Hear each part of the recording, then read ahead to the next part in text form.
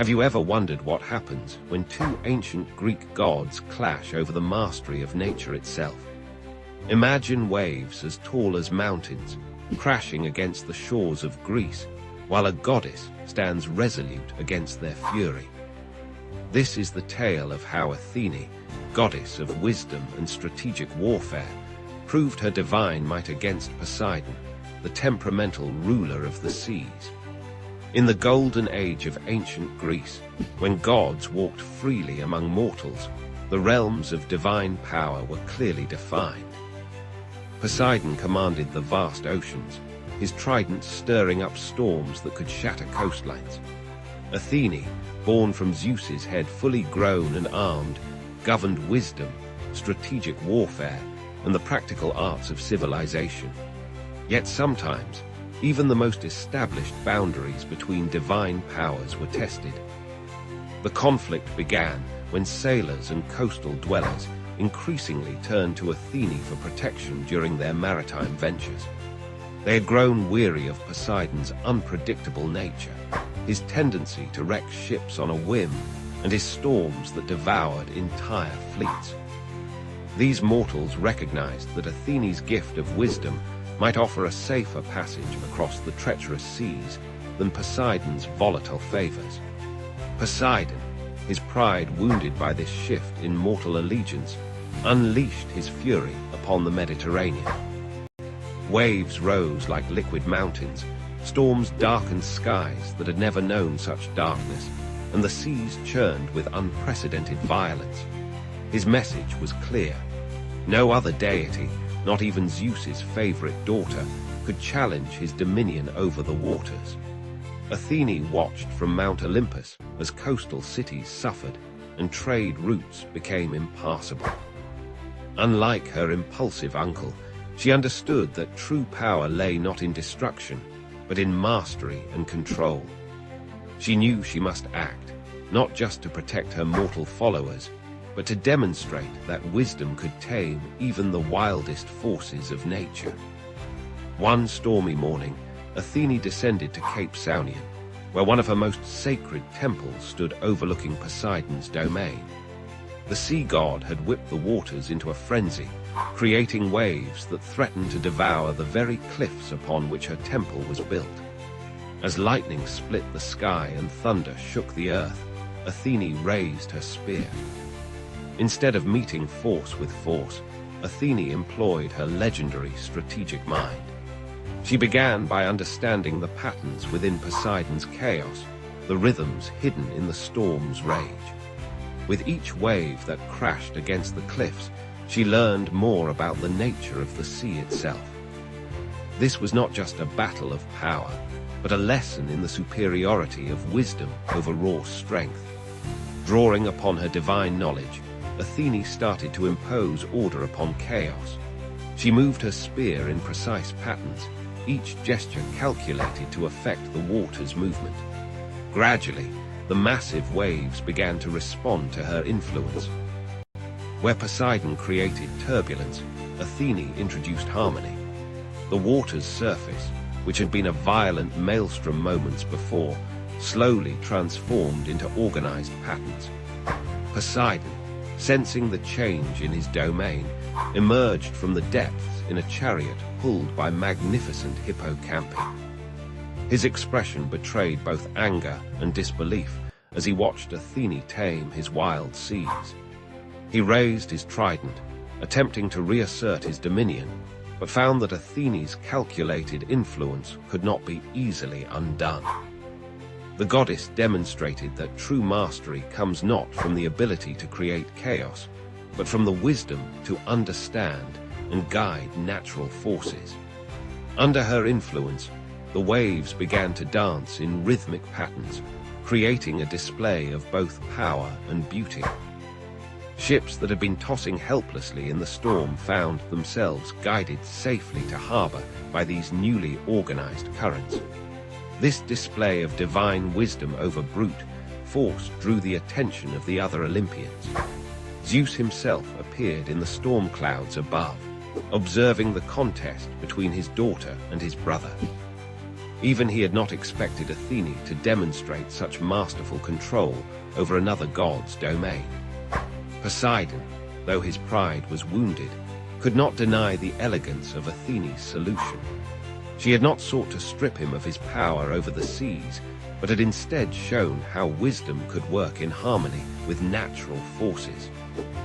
This lesson resonated deeply with the ancient Greeks, who saw in it a reflection of their own struggles to build civilization in harmony with nature's power.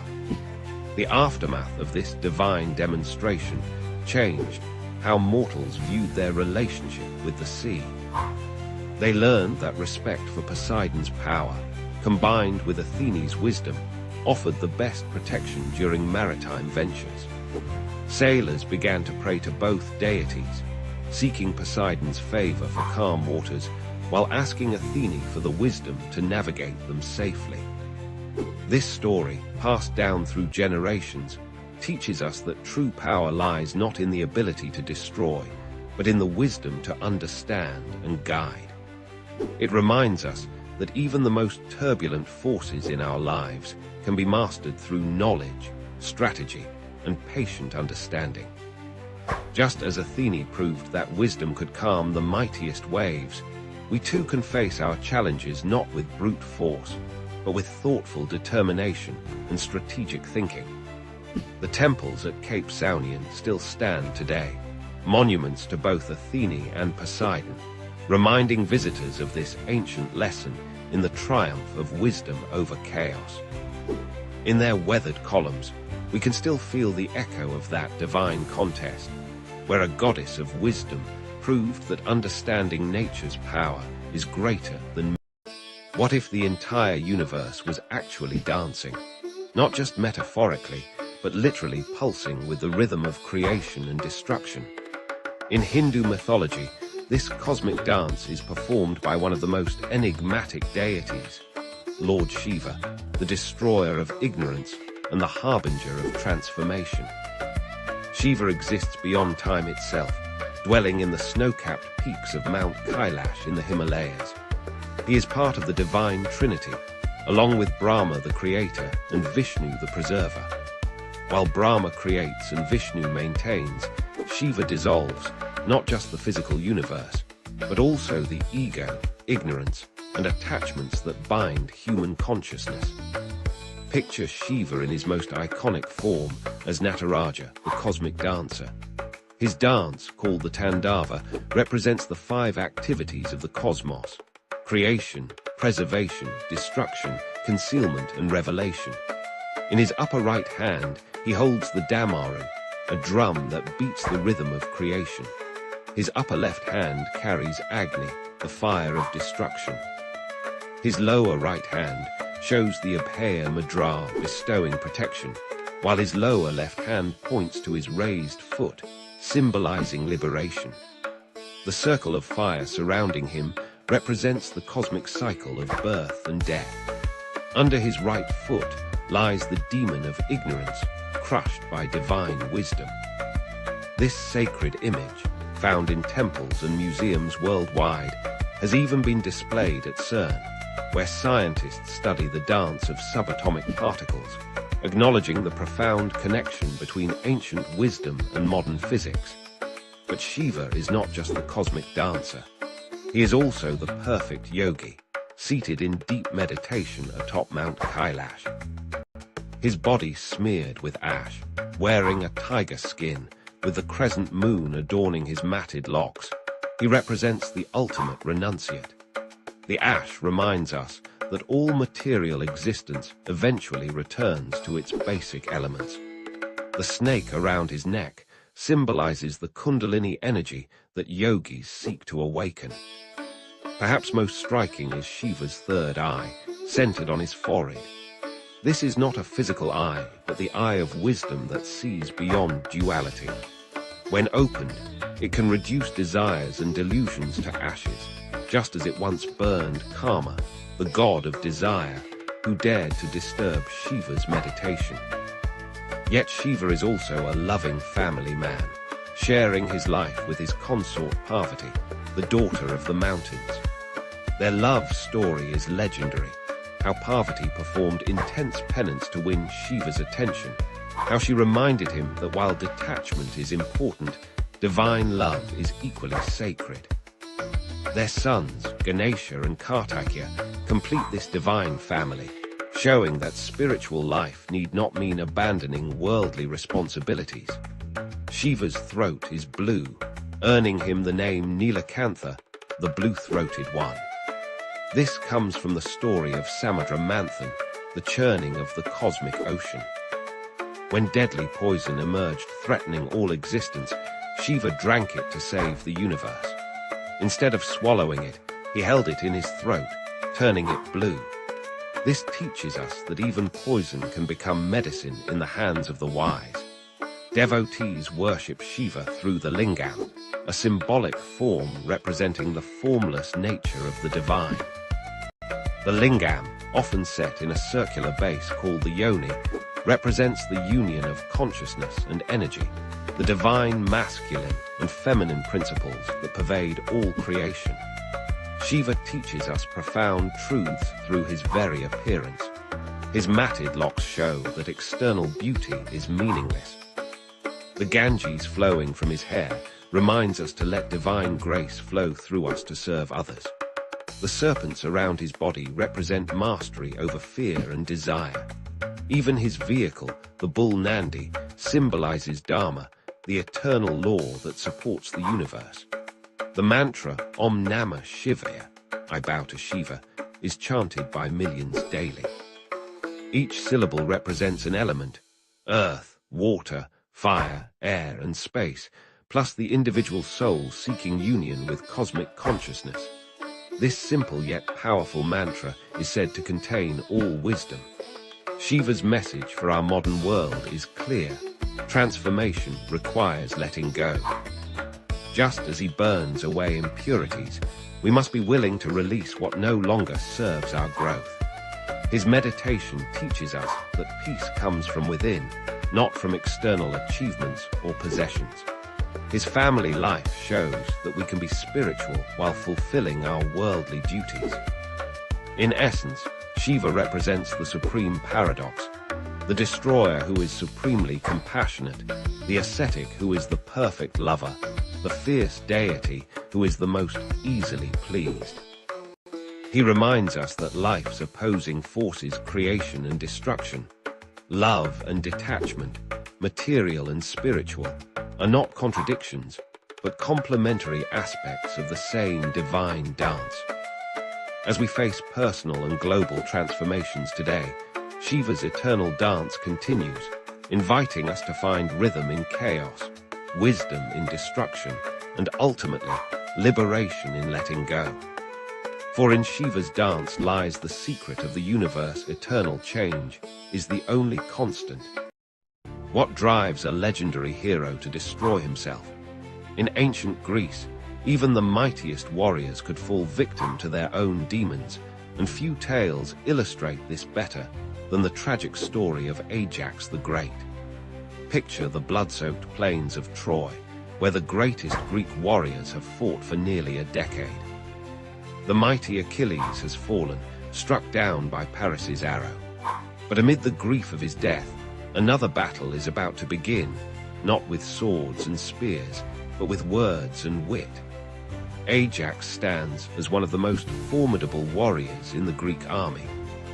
Second only to Achilles in strength and skill, his massive shield has become legendary among both Greeks and Trojans. Standing 7 feet tall, Ajax embodies the perfect warrior, brave, loyal, and unshakable in battle. Yet like many Greek heroes, his greatest strength will become his fatal flaw. At the center of our story lies Achilles' divine armor, forged by the god Hephaestus himself. This isn't merely military equipment, it's a symbol of supreme honor, a testament to greatness. With Achilles dead, the question burns in every warrior's mind: who deserves to inherit this legendary armor? 2 contestants step forward. Ajax, the powerful warrior who had fought beside Achilles countless times, saving Greek ships and soldiers with his mighty shield.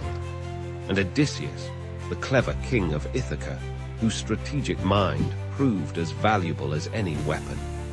The contest between them would shake the very foundations of the Greek army. Before the assembled warriors and kings, both heroes plead their case. Ajax speaks of his battlefield prowess, his countless victories, the times he saved Greek lives through strength and courage. His words are direct, proud, reflecting his nature as a warrior who lets actions speak louder than words.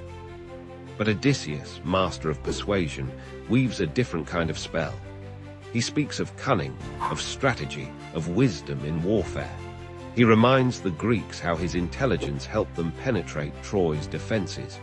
While Ajax fought with strength, Odysseus fought with mind, and in this contest, mind proves mightier than muscle. The judges, the Greek commanders themselves, make their choice. The divine armor goes to Odysseus. In that moment, something breaks within Ajax's proud heart. The warrior who never fell in battle falls victim to his own wounded pride. Rage and madness descend upon Ajax like dark storm clouds. That night, believing he's attacking the Greek commanders who slighted him, he slaughters a flock of sheep. In his delusion, he sees each animal as one of his former comrades, taking particular pleasure in torturing one he believes to be Odysseus. Dawn breaks, and with it comes clarity. Ajax awakens to find himself surrounded by dead livestock, his armor and hands stained with animal blood. The mighty warrior, who had never known fear, now faces something worse than death, shame. His reputation, the cornerstone of a Greek hero's identity, lies in tatters. Unable to bear the weight of his disgrace, Ajax plants his sword in the ground, the same sword once given to him by his enemy Hector. In his final moments, he delivers a powerful speech, calling upon the gods to witness his fate. Then, in an act that would echo through the ages, he falls upon his sword. The tragedy of Ajax teaches us timeless lessons about pride, honor, and the devastating cost of wounded dignity. In ancient Greek culture, a warrior's worth was measured not just by his strength, but by the recognition of his peers. When that recognition was denied, even the mightiest could fall. This story resonates across millennia because it speaks to universal human experiences. We all know the sting of rejection, the burn of wounded pride, the desperate need for recognition. Ajax's tale warns us about the dangers of letting pride overpower reason, of allowing personal slights to consume us. The influence of Ajax's story extends far beyond ancient Greece. His tale has inspired countless works of art, from ancient pottery to Renaissance paintings. Sophocles immortalized his tragedy in the play Ajax, one of the earliest and greatest Greek tragedies. Even today, psychologists use the term Ajaxian rage to describe explosive anger born of wounded pride. In our modern world, where battles are often fought in boardrooms rather than battlefields, Ajax's story remains surprisingly relevant. It reminds us that true strength lies not just in our abilities, but in how we handle defeat. It warns us that pride, left unchecked, can destroy even the mightiest among us. As we reflect on Ajax's fate, we're reminded that every hero has their breaking point. His story teaches us that sometimes the greatest battles we face aren't against external enemies, but against our own destructive emotions. In the end, Ajax fell not to Trojan spears or divine intervention, but to the most human of flaws, pride. Imagine waking up tomorrow with an extraordinary ability. Every object you touch reveals its complete history and future, playing like a movie in your mind. From the morning coffee mug showing its creation in a factory to the ancient ring predicting its fate centuries ahead. Suddenly, every item tells its story. But as we're about to discover, this power would transform our world in ways you'd never expect. Let's start with what seems obvious. Crime would change forever.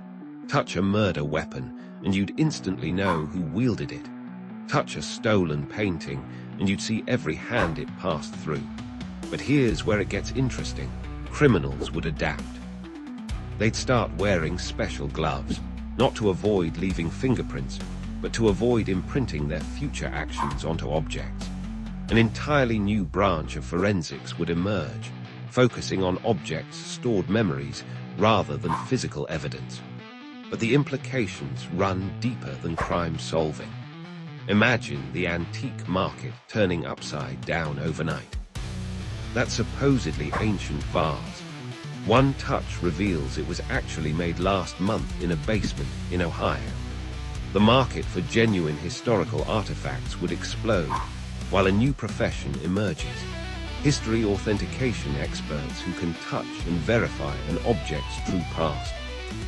Some antiques would skyrocket in value when their touch histories reveal connections to famous historical figures nobody knew about. Here's something less obvious: the emergence of clean object markets. People would start paying premium prices for factory-fresh items that haven't been touched by human hands. Why? Because nobody wants to buy a coffee table and suddenly experience the previous owner's entire family drama. Manufacturers would develop special handling protocols, creating entire factories where robots handle everything to keep objects' histories pristine. Think about the psychological impact.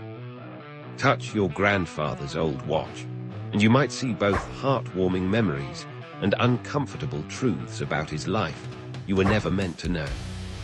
Therapists would need to specialize in helping people cope with unwanted historical knowledge. Support groups would form for people traumatized by accidentally touching objects involved in tragic events.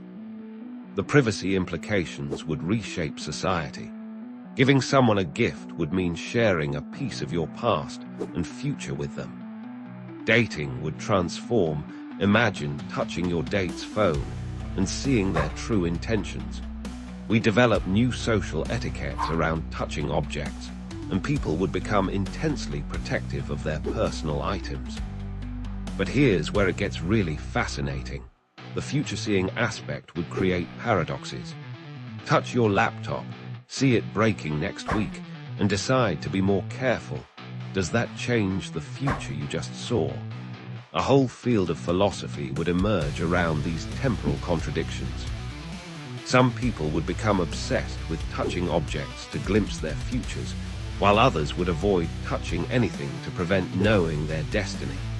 The business world would never be the same.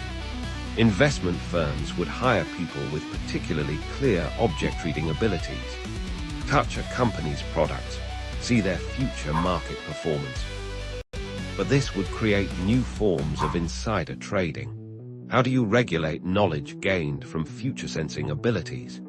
Education would transform too. History classes would involve students touching preserved artifacts to experience events firsthand. But this raises questions. Should children be allowed to touch objects that might show them disturbing historical events? Schools would need policies about appropriate touching age for different historical items. Consider the emergence of history-blocking materials, special coatings or containers that prevent people from reading an object's past or future. These would become essential for maintaining privacy and preventing information leaks.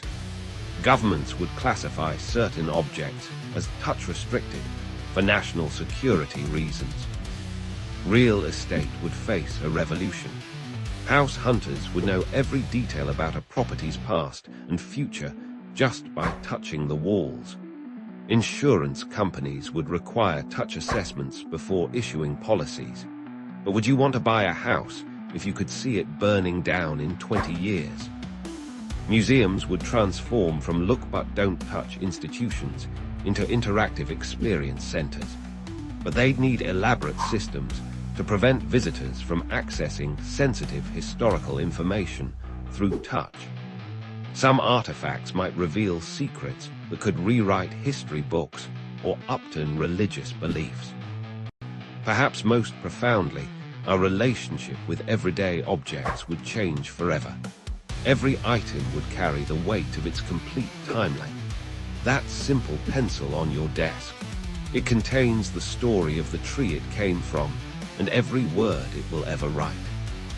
The wedding ring you wear might show you glimpses of your future anniversary celebrations, or your divorce. As we wrap our minds around this reality, one question remains. In a world where every object tells its truth, would we really want to know all their stories? Sometimes the most powerful ability might be choosing not to touch, preserving the mystery of what was and what. Imagine standing at the edge of existence, where 5 mythical rivers separate the world of the living from the realm of the dead.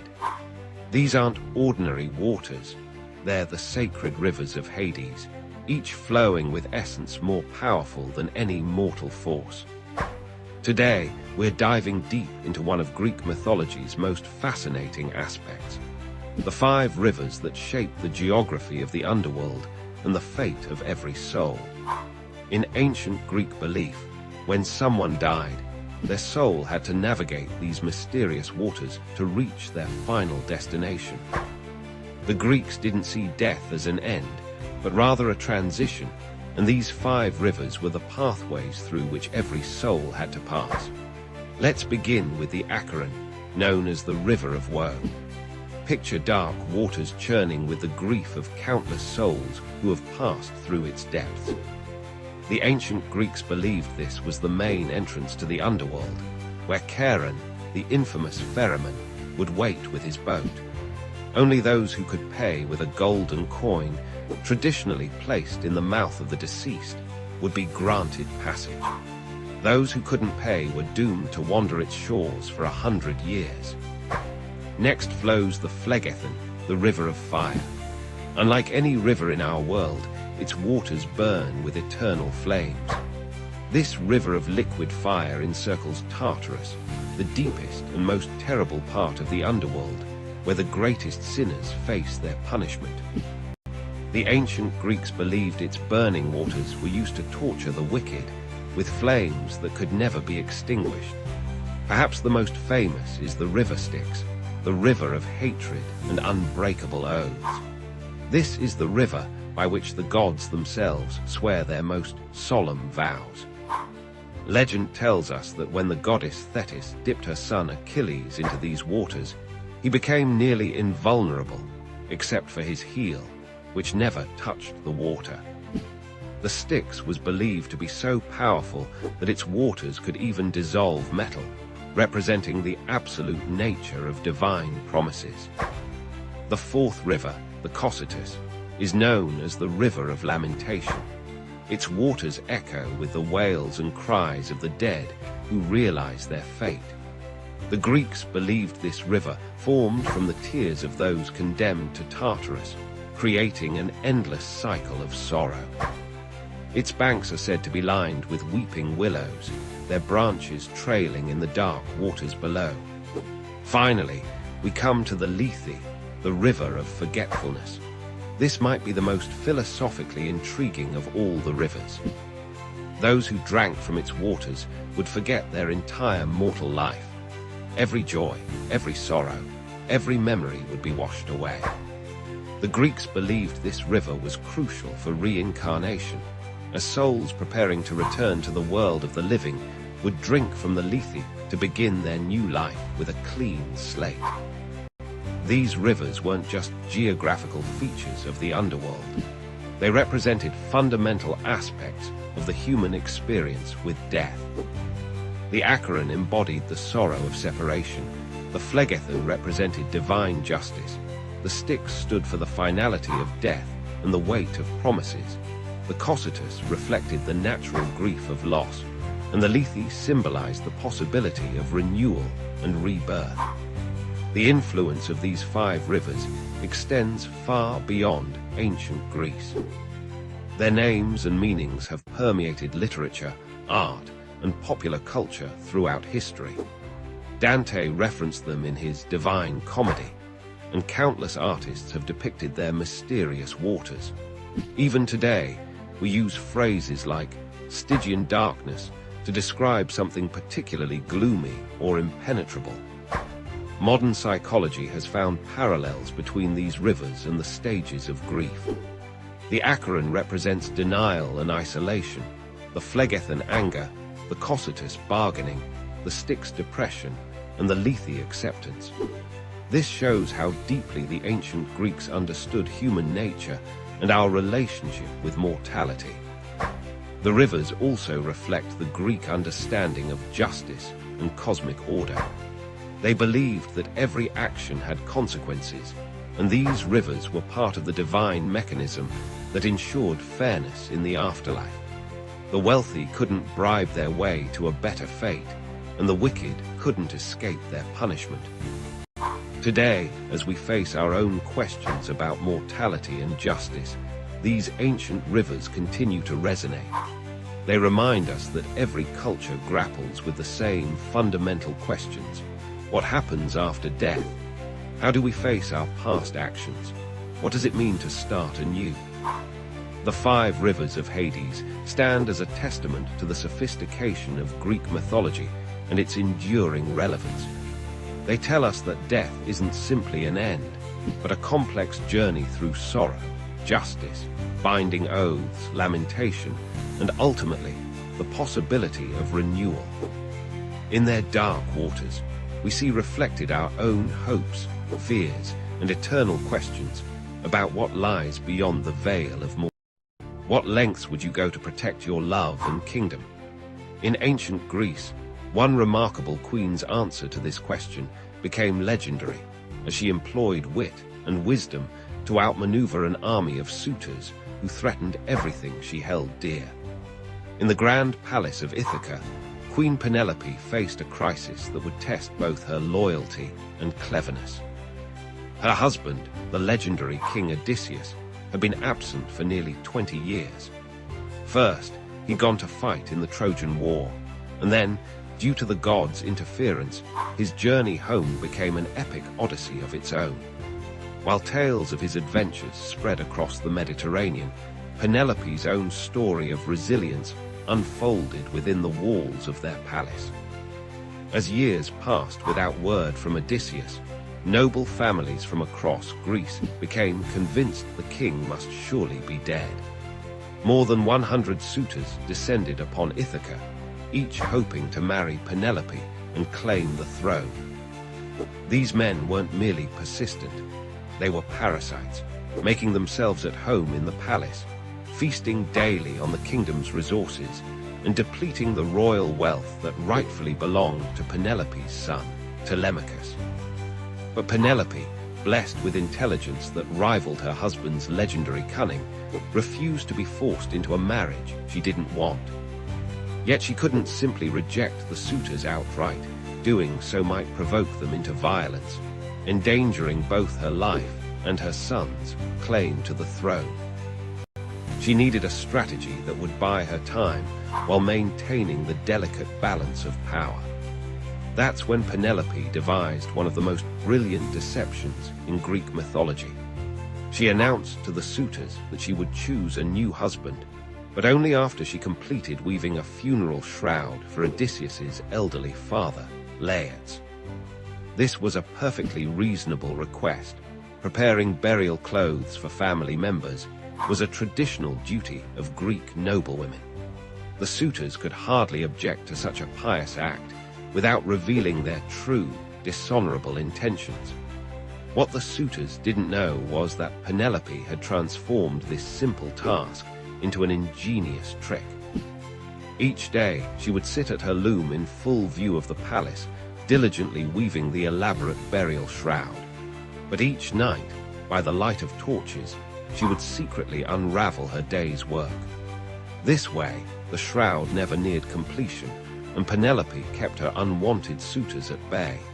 For 3 years, this clever deception continued. While the suitors grew increasingly frustrated, none suspected the truth behind the never-ending weaving project. Penelope's hands worked tirelessly weaving by day, unraveling by night, while her mind remained fixed on her beloved Odysseus, hoping against hope for his return. But as with many secrets in ancient Greece, the truth eventually came to light. One of Penelope's servants, perhaps seeking favor with the suitors, revealed her mistress's nightly unraveling. The suitors were furious at being outwitted by a woman, and their demands for her to choose a husband grew more aggressive. Yet even when her clever plan was discovered, Penelope remained steadfast. She had bought precious time, 3 years of maintaining her independence and protecting her son's inheritance. Her intelligence and determination had proven that she was every bit as resourceful as her famous husband. This tale resonates deeply with themes that remain relevant today. It speaks to the power of intellectual resistance against brute force, the strength found in quiet determination, and the importance of staying true to one's principles even when faced with overwhelming pressure. Penelope's weaving trick demonstrates how creativity and wit can be powerful weapons against those who rely solely on wealth and status. The story also challenges traditional gender roles in ancient Greek society. While the suitors attempted to claim power through aggressive pursuit and intimidation, Penelope maintained control through cunning and peaceful resistance. Her loom became both a symbol of traditional feminine duties and a tool of sophisticated political maneuvering. In Greek art and literature, Penelope's weaving has become a powerful metaphor for loyalty, patience, and clever resistance. Countless ancient vases depict her at her loom, and her story has inspired artists and writers for over 2 millennia.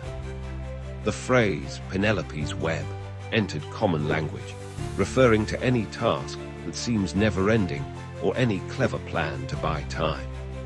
What makes Penelope's story particularly compelling is that she didn't need divine intervention or magical powers to overcome her challenges. Unlike many Greek myths where gods and monsters dominate the narrative, Penelope relied entirely on her own intelligence and determination. She proved that sometimes the greatest power lies not in physical strength or divine favor, but in the quiet persistence of human ingenuity. Today, Penelope's tale continues to inspire. Her story reminds us that resistance doesn't always require grand gestures or open confrontation. Sometimes, the most effective strategy is patient, intelligent manipulation of circumstances, turning seemingly powerless positions into sources of strength.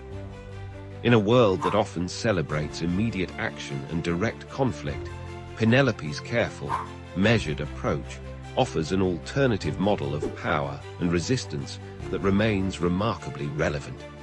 Thank you for watching. Please like, share, and subscribe for more amazing. Have you ever wondered if love could be so powerful that it could transform a mortal into a goddess? In ancient Greece, they told a tale that proved exactly that, the extraordinary story of Psyche and Cupid, where mortal beauty dared to challenge divine law, and love conquered all obstacles in its path. In a distant Greek kingdom, there lived a princess named Psyche, whose beauty was so breathtaking that people began worshipping her instead of Venus, the goddess of love and beauty. Mortals abandoned Venus's temples, leaving them covered in dust, while they flocked to catch a glimpse of Psyche's radiant face. Yet despite her divine-like appearance, Psyche felt desperately alone. No mortal man dared to court someone so beautiful they thought she must be a goddess. Venus, consumed by jealousy, devised a cruel plan.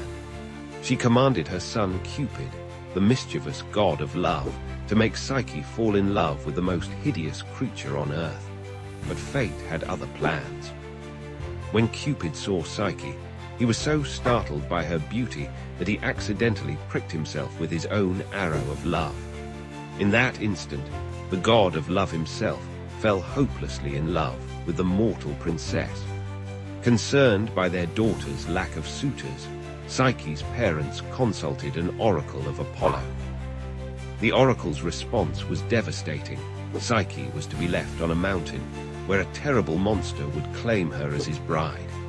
With heavy hearts, they followed the oracle's command. But instead of a monster, the gentle west wind carried Psyche to a magnificent palace floating among the clouds. In this magical palace, invisible servants attended to Psyche's every need. And each night, in complete darkness, her mysterious husband would visit her. He made one condition: she must never attempt to see his face. For a time, Psyche lived in perfect happiness, though she longed to know the identity of her loving husband. But happiness rarely stays unchallenged. Psyche's jealous sisters visited and planted seeds of doubt in her mind. They convinced her that her unseen husband must be the prophesied monster, plotting to devour her. One fateful night, consumed by curiosity and fear, Psyche lit a lamp while her husband slept. There she saw not a monster, but the breathtakingly beautiful god of love himself. In her surprise, Psyche's hand trembled, and a drop of hot oil fell on Cupid's shoulder. He awoke, and in his pain and betrayal, flew away, leaving Psyche alone in the now empty palace. The magical servants vanished, and the beautiful home crumbled to dust around her. But Psyche refused to accept defeat. If love could transform a god into a gentle husband, perhaps it could transform a mortal into someone worthy of divine love. Thus began Psyche's impossible quest to win back Cupid's love. Venus, still burning with jealousy, set 4 seemingly impossible tasks for the mortal girl. First, she had to sort a massive pile of mixed grains before sunset. Tiny ants, moved by her dedication, came to her aid. Next, she had to gather golden wool from violent, deadly sheep. A river reed whispered the secret of collecting wool caught in brambles instead. The third task required collecting water from the source of the river Styx, where dragons guarded the treacherous cliffs.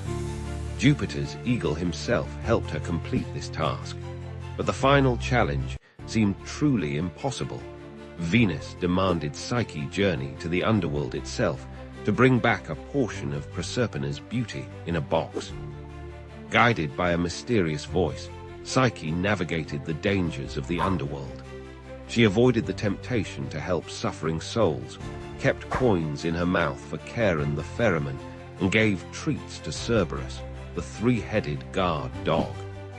Yet after successfully completing her mission, curiosity once again got the better of her. Psyche opened the box, hoping to take a tiny bit of divine beauty for herself. But the box contained no beauty. Instead, it held the sleep of the dead.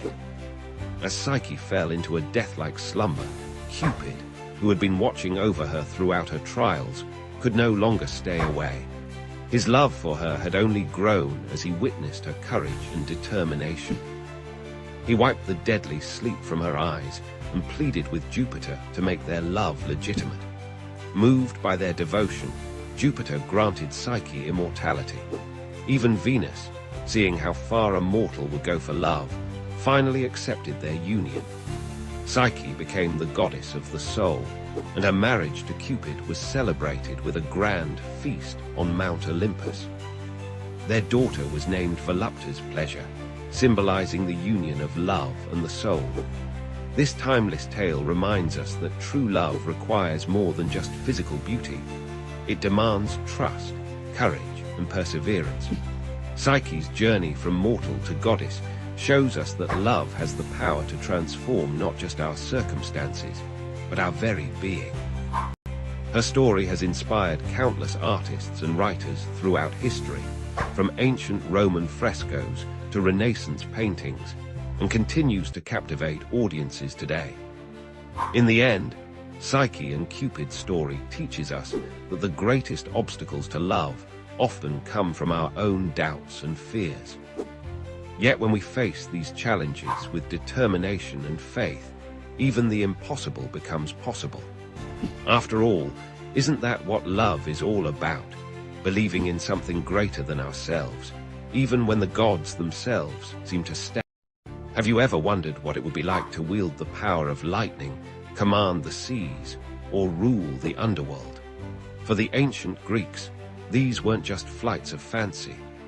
They were the very real powers of their gods and goddesses, beings who controlled every aspect of their world and still captivate our imagination today. Before there were gods, there was chaos. From this primordial void emerged the first divine beings, including Gaia, Mother Earth herself, and Uranos, the sky. Their children, the Titans, ruled the world until a new generation of gods, led by Zeus, rose to challenge them in an epic war that shook the foundations of the cosmos. After their victory, Zeus and his siblings divided the world among themselves. Zeus claimed the heavens and became the king of gods, wielding his mighty thunderbolt to maintain order.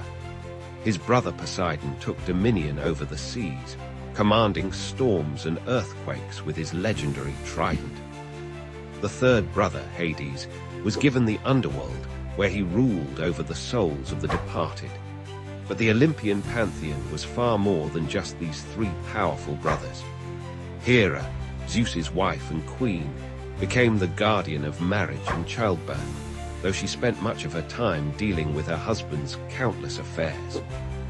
Athene, who sprang fully grown from Zeus's head, embodied wisdom and strategic warfare, becoming the patron goddess of Athens and a champion of heroes. Apollo and Artemis, the divine twins, brought light and darkness to the world. Apollo drove the sun chariot across the sky and presided over music, prophecy, and healing.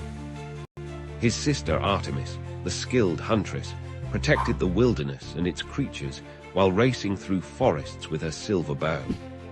Aphrodite, born from the sea foam, wielded power perhaps greater than any weapon, love itself. Her beauty sparked wars and toppled kingdoms, while her son Eros shot golden arrows that made even the mighty Zeus fall helplessly in love with mortals. Ares, the god of war, reveled in battle and bloodshed, while Hephaestus, the divine craftsman, created wonders in his volcanic forge, including Zeus's thunderbolts and Achilles' famous armor. Hermes, the swift messenger of the gods, guided travelers and souls alike with his winged sandals, while also moonlighting as the patron of merchants and thieves. These gods were far from perfect. They displayed very human flaws: jealousy, pride, anger, and desire. Zeus's numerous affairs drove Hera to fits of vengeful rage. Apollo's pride led him to flay alive a satyr who dared challenge him to a musical contest. Aphrodite's vanity sparked the Trojan War when she claimed to be the most beautiful goddess. The gods frequently meddled in human affairs, sometimes helping, sometimes hindering. They blessed their favorites with extraordinary gifts and cursed their enemies with terrible fates. Athene guided Odysseus home from Troy, while Poseidon tried to destroy him. Apollo granted Cassandra the gift of prophecy, but cursed her so no one would believe her predictions. Their temples dotted the ancient landscape, from the magnificent Parthenon in Athens to the Oracle of Delphi, where Apollo's priestess delivered mysterious prophecies. People offered sacrifices, held festivals, and competed in athletic games to honor these divine beings, believing their favor could mean the difference between prosperity and ruin. The influence of these gods extends far beyond ancient Greece. Their stories have inspired countless works of art, from Renaissance paintings to modern novels and blockbuster movies. Their names grace our planets, chemical elements, and spacecraft. Their symbols and attributes still appear in corporate logos and government seals. But perhaps most importantly, these gods and goddesses represent timeless aspects of human nature and experience. Zeus represents authority and justice, but also the corruption of power. Aphrodite embodies love's ability to create or destroy. Athene shows how wisdom and strength can coexist. Their stories help us understand our own struggles with power, love, destiny, and mortality. The Greek gods remind us that even immortal beings aren't immune to the complexities of existence. They teach us that great power comes with great responsibility, and often great temptation. Their tales warn us about the dangers of hubris, while celebrating the potential for greatness in both divine and human nature. Today, while we may not worship at their temples or offer them sacrifices, the Greek gods and goddesses continue to reign in our cultural imagination. Their stories still resonate because they reflect universal truths about power, family, love, and the eternal struggle between order and chaos. In their strengths and flaws, their triumphs and failures, we see reflections of our own humanity, magnified to divine proportions. These Olympian gods, with their all-too-human personalities and superhuman powers, remain powerful symbols of the forces that shape our lives and our world.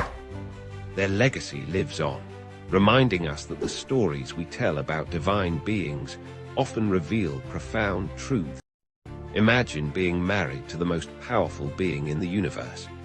Now, imagine that your spouse can't stop chasing after other lovers. Welcome to the tumultuous world of Greek mythology, where even the queen of the gods isn't immune to marital drama. Today, we're diving into the fascinating tale of Hera, Zeus, and the elaborate tests she devised for her husband's many lovers. In ancient Greece, the gods were far from perfect. They embodied human traits, love, jealousy, anger, but on a grand, immortal scale. And no relationship exemplified this more than that of Zeus and Hera, the king and queen of Mount Olympus. Zeus, the mighty ruler of the gods, was known for his power, wisdom, and unfortunately, his wandering eye. His list of affairs was longer than a scroll in the library of Alexandria. Hera, on the other hand, was the goddess of marriage and childbirth. Ironic, isn't it?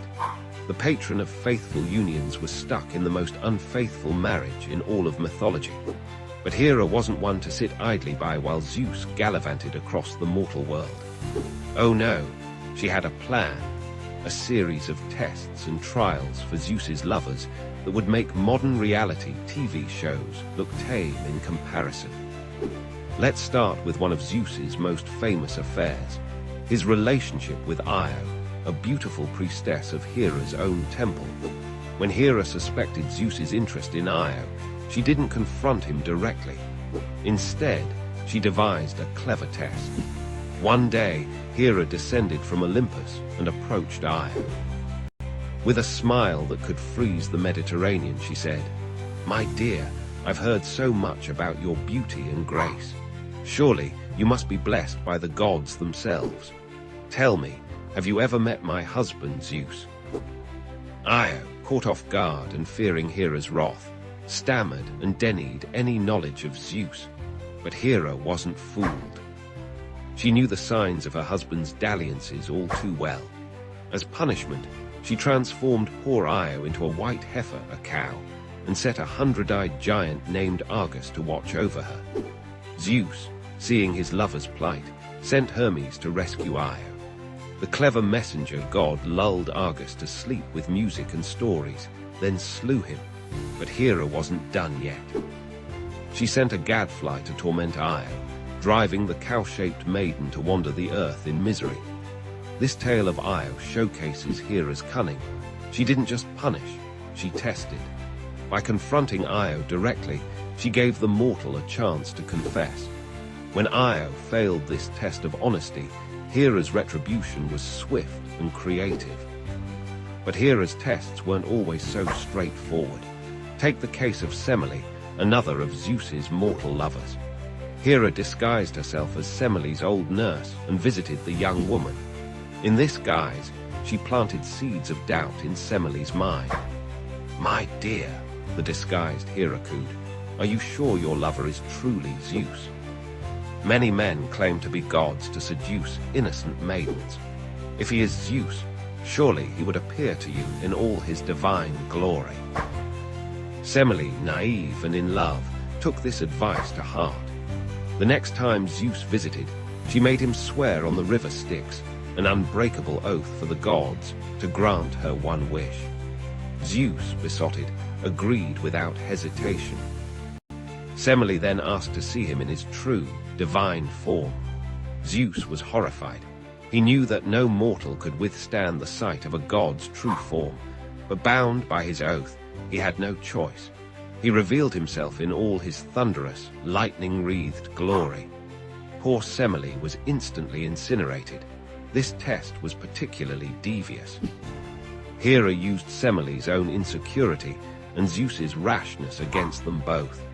It wasn't just a punishment, it was a test of wisdom and restraint, one that both Zeus and Semele failed spectacularly.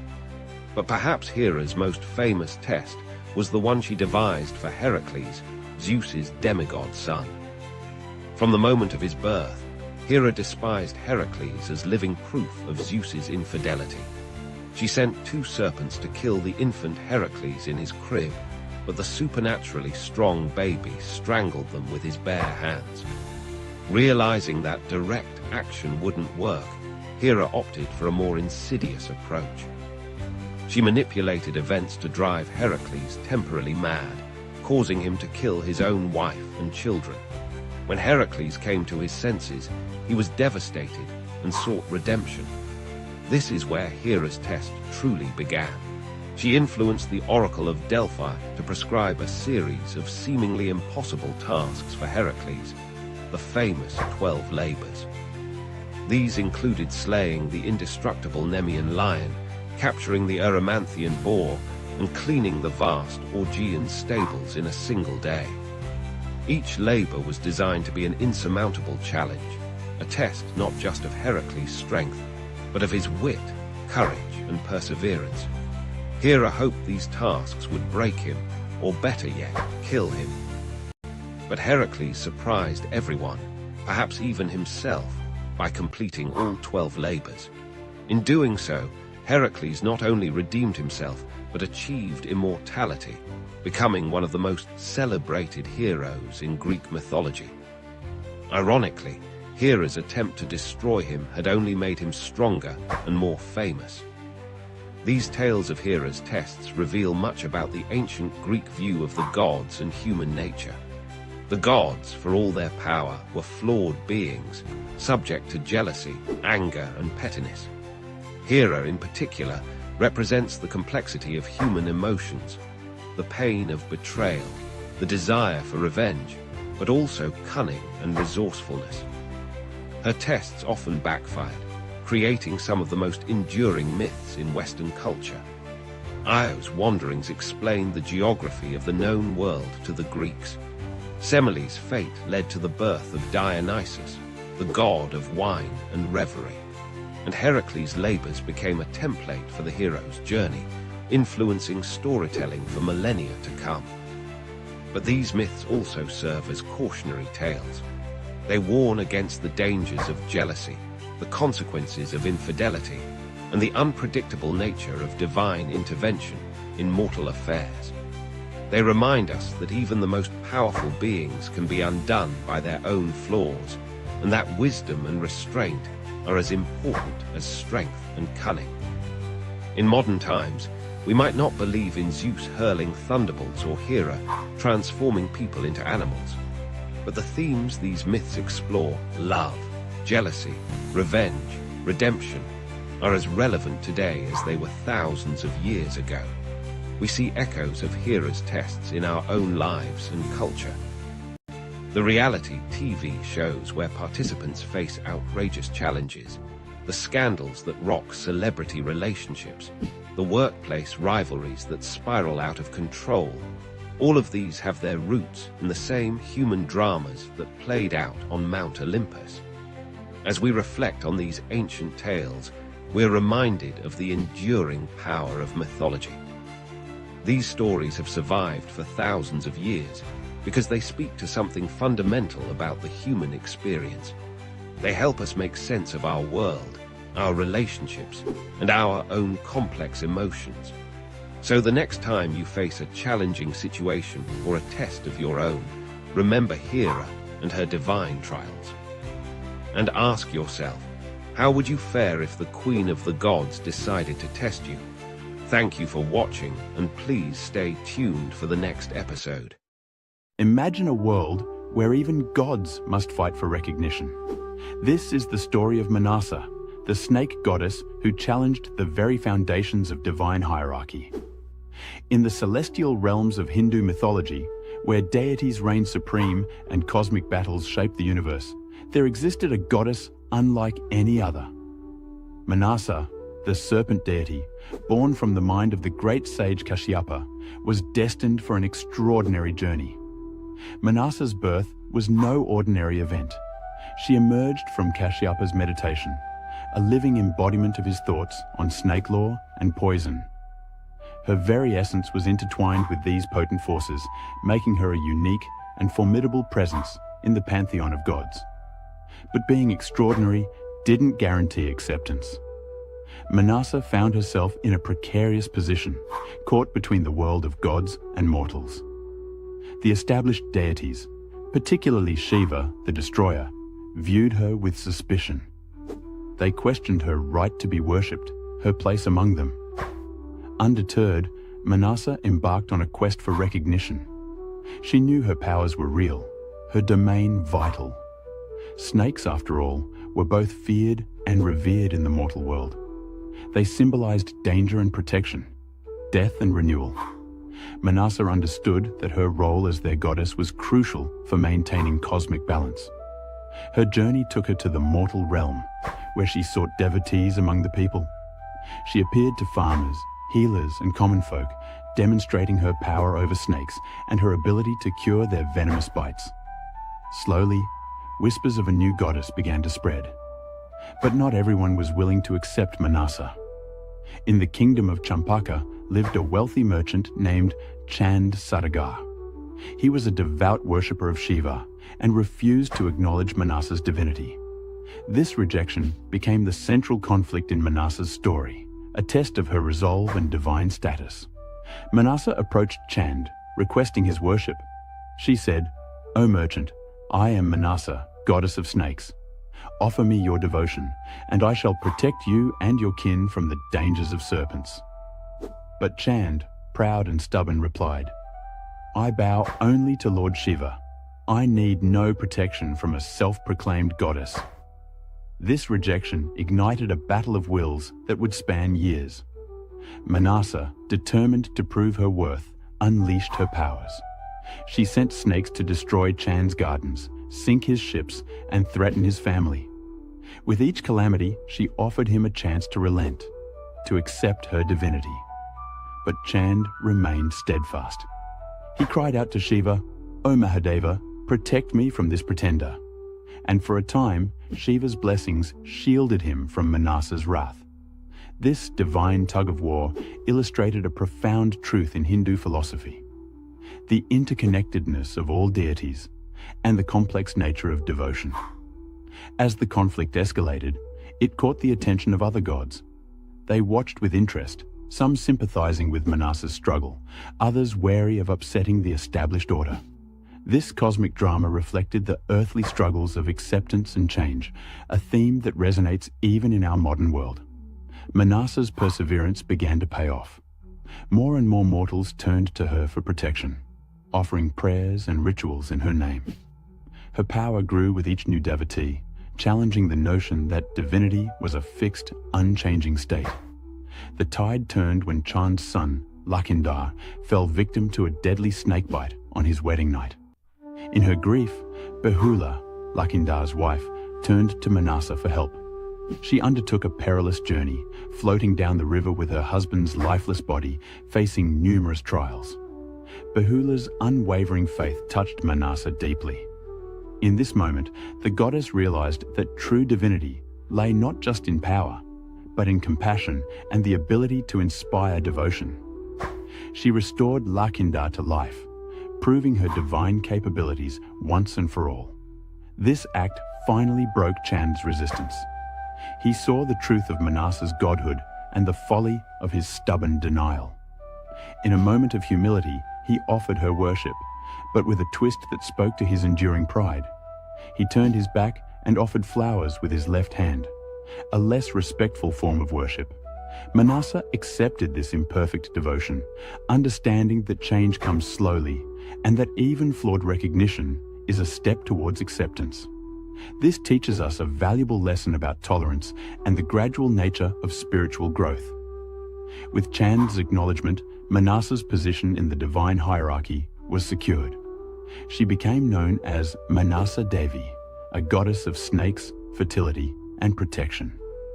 Her story spread throughout the land, inspiring devotion and respect. The tale of Manasa's struggle carries deep significance in Hindu thought. It illustrates the fluid nature of the divine pantheon, showing that new deities can emerge and gain acceptance.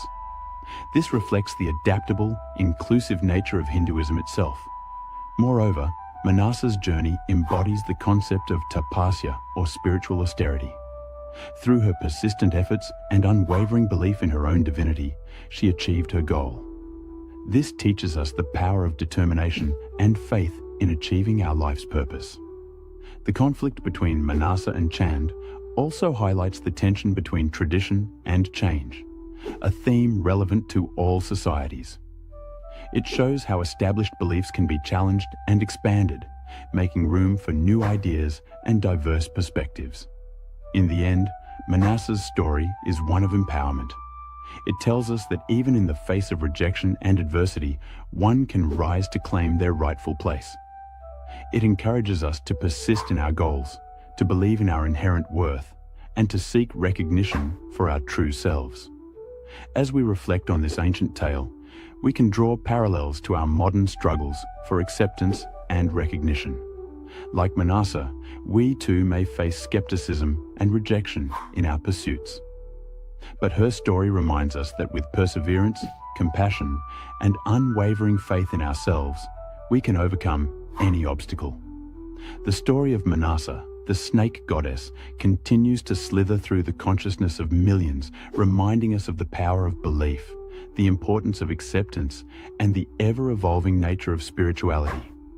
In her journey from obscurity to divinity, we find a timeless tale of triumph that still holds meaning in our rapidly changing